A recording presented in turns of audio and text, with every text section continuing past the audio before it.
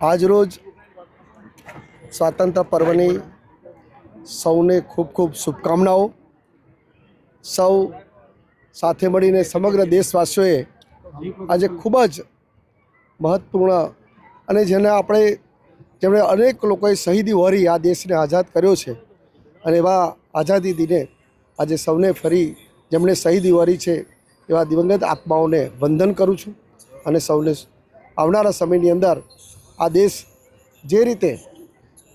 દેશના યશસ્વી વડાપ્રધાન મોદી સાહેબે 2047માં વિકસિત ભારતના સંકલ્પ સાથે કામ કરવાની શરૂઆત કરી છે, ત્યારે સૌ જન આમાં જોડાય અને આગામી સમયમાં આપણા દેશને વિકસિત ભારત બનાવવામાં સૌનો સહયોગ મળે એવી આજના દિવસે હું સૌને ખાસ કરીને